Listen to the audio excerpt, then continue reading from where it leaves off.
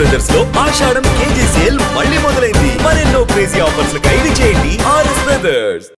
Welcome to 18 news. This is Pavan. Breaking news చూస్తున్నారు. వరంగల్లో మరో దారుణమైన సంఘటన జరిగింది. 42 ఏళ్ల వ్యక్తి 22 ఏళ్ల ఇంటర్ చదివి కంప్లీట్ చేసి ఇంట్లో ఖాళీగా ఉన్న విద్యార్థినితో అక్రమ సంబంధం పెట్టుకొని దాన్ని ప్రేమ అనుకొని ఇద్దరు కలిసి గడ్డి మందు తాగి చనిపోవడం జరిగింది.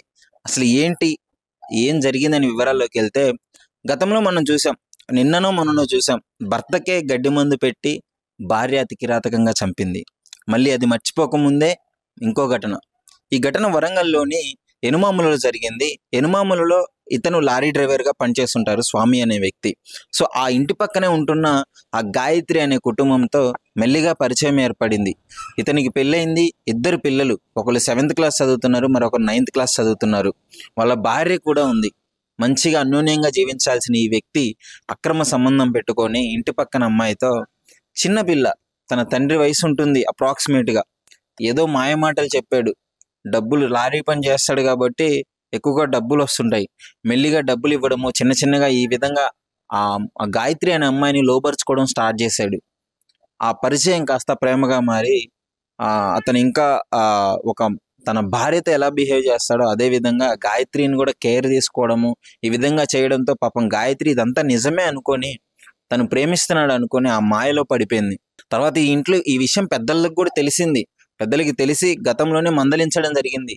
సిగ్గుందా నీకు? నీ కూతురు వయసున్న ఆ పాపతో ఏంటి ఇలాంటి చర్యలు అని చెప్పేసి, మంచిగా నీకు పెళ్ళయింది, 2 పిల్లలు ఉన్నారు, అసలు ఏ విధంగా చేస్తున్నావు అని చెప్పేసి వాళ్ళని మందలించి వాళ్ళతో పంచాయతీ పెద్దల సమక్షంలో వాళ్ళకి భయం చెప్పడం కూడా జరిగింది. కానీ ఎవ్వరూ వినలేదు. ఆ మాయలోంచి తను బయటికి రాలేకపోయింది, ఇతడు కూడా తనను వదిలిపెట్టి ఉండలేకపోయాడు. అసలు ఏం జరుగుతుందో అర్థం కావట్లేదు. తన భార్య పాపం ఎంత బాధపడుతూ ఉందో, ఎన్నోసార్లు చెప్పి హెచ్చరించిందంట భార్య కూడా, ఈ విధంగా చేయకూడదు అని చెప్పేసి. సో అయినా అతను వినలేదు.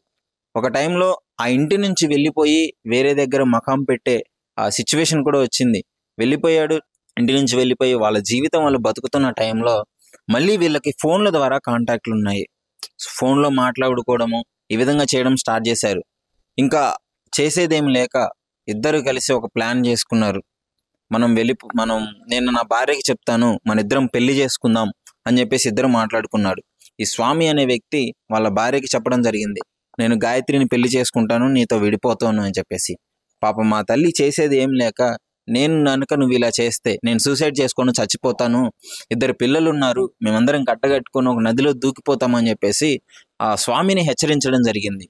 సో ఈ నెల 2వ తారీఖు ఆమెకు ఒక చిన్న ఇష్యూ ఉండి హాస్పిటల్కి తీసుకెళ్ళడం జరిగింది. హాస్పిటల్ నుంచి వెళ్ళిన తర్వాత నేను వెంటనే వస్తాను అని చెప్పేసి అటునుంచి ఇటు బయటకు వచ్చిన వ్యక్తి అదే గాయత్రిని తీసుకొని పారిపోవడం జరిగింది. వాళ్ళు పారిపోయి గుంటూరు, విజయవాడ ఇలాంటి పరిసరాల ప్రాంతాల్లో తిరిగి ఆ చివరికి షరీఫ్పేటలో ఉండడం జరిగింది. సో అక్కడే సూసైడ్ చేసుకొని 2 గడ్డి మందు కొనుక్కొని చనిపోవడం జరిగింది. ఎందుకు అంటే, ఇప్పుడు వీళ్ళు పారిపోయిన తర్వాత మిస్సింగ్ కంప్లైంట్ ఇచ్చింది వాళ్ళ భార్య ఇచ్చింది, అలాగే ఇంటి పక్కన ఉన్న వ్యక్తి గాయత్రి వాళ్ళ ఫాదర్ కూడా ఇచ్చారు. సో వీళ్ళ కోసం వెతుకుతున్నారా అన్న విషయం వీళ్ళకి అర్థమైంది. సో వీళ్ళకి దొరికితే మనం చచ్చిపోతామని కూడా అర్థమైంది. ఇంకా దారుణమైన సంఘటన ఏంటి అంటే, ఇంట్లోంచి వెళ్ళిపోయే ముందు 10 తులాల బంగారం తీసుకొని వెళ్ళింది గాయత్రి, అలాగే డబ్బులు కూడా. ఎంత సన్నాసిలాగా బిహేవ్ చేస్తున్నాడంటే, మరి అదేదో చూసుకునేవాడు ఏ డబ్బులు లేకుండా తీసుకెళ్ళి చూసుకోవచ్చు కదా. ఇంట్లోంచి డబ్బులు తెమ్మని చెప్పి ఇదంతా చెప్పి జల్సాలు చేసి ఎంజాయ్లు చేసి ఆ లాస్ట్కి ఇంకా వీళ్ళు వెతుకుతున్నారు, మనం దొరికిపోతాం అనే మూమెంట్లో వెళ్ళి చనిపోవడం జరిగింది. ఆ గడ్డి మందు తాగిన తర్వాత అతను అక్కడే చనిపోయాడు. ఆమె మాత్రం ఎంజిఎం ఆసుపత్రిలో చికిత్స పొందుతూ చనిపోయింది. ఇదంతా చూసిన అక్కడ వ్యక్తి అంబులెన్స్లో, పాపం వాళ్ళు తాగిన తర్వాత అపస్మారక స్థితిలో ఉంటే అక్కడున్న ఒక వ్యక్తి అంబులెన్స్లో తీసుకెళ్లి హాస్పిటల్లో జాయిన్ చేసి వాళ్ళ బంధువులకు కూడా తెలియజేయడం జరిగింది. సో ఎంత దారుణమైన సంఘటన చూడండి. ఇలాంటి అక్రమ సంబంధాల వల్ల, ఇలాంటి మాయమాటలు చెప్పి అమ్మాయిలను లోబరుచుకొని ఇప్పుడు ఎవరికీ ఉపయోగం లేకుండా పోయింది. అదే గట్టిగా అంటే 42 ఏళ్ళ వయసున్న వ్యక్తి 22 ఏళ్ళ వయసున్న ఆ పాపకి బుద్ధి చెప్పాలి. బయట సవాసాలు తిరిగినా, వేరే ప్రేమలు అనే వ్యవహారాలను నడిపించిన మందలించే వయసున్న వ్యక్తి అతడే ఈ రకంగా చేయడము, ఇంట్లో 2 పిల్లలు, ఒక వాళ్ళ భార్య ఎంత దుర్మార్గానికి చూడండి. అంటే ఈ విధంగా తయారవుతుంది సమాజం. ఎందుకు అర్థం కావట్లేదు. ప్రతిసారి ఇలాంటి న్యూస్లే వింటున్నాం మనం. గతంలో చాలా విన్నాము. ప్రేమించి పెళ్లి చేసుకొని సూసైడ్లు చేసుకొని చనిపోవడము, అక్రమ సంబంధాలు పెట్టుకొని చనిపోవడము. ఇది ఇంకా దారుణంగా ఉంది. ఇప్పుడు ఆ పిల్ల పాపం ఎన్ని ఆశలు పెట్టుకుంటాడు గాయత్రి వాళ్ళ ఫాదర్ ఆమె మీద. సో ఆమె చనిపోయే ముందు లాస్ట్ మాటలు ఏంటో తెలుసా?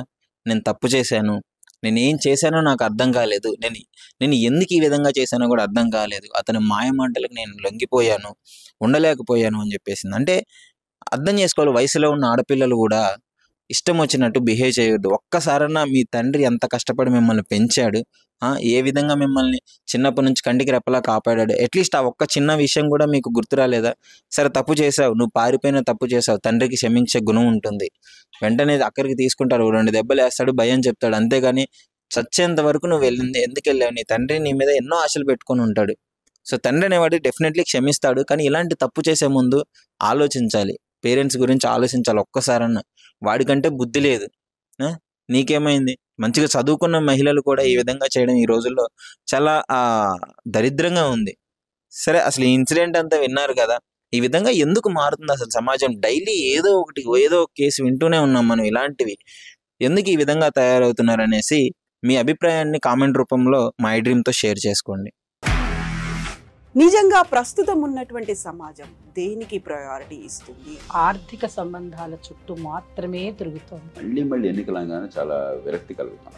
మంచి అనిపిస్తుంది కదా, లేడీస్ కూడా ఛాలెంజింగ్ జాబ్స్ చేసినప్పుడు చాలా బాగుంటది. ట్రాఫిక్ అసిస్టెంట్స్ గా నియమించిన ట్రాన్స్జెండర్స్ అందరితో సాల్యూట్ చేయించుకుంటున్నారు. ఫుడ్ డెలివరీ ఇవ్వటానికి వెళ్ళినటువంటి డెలివరీ బాయ్ అనిల్ పై కళ్ళ ముందు పెళ్ళండి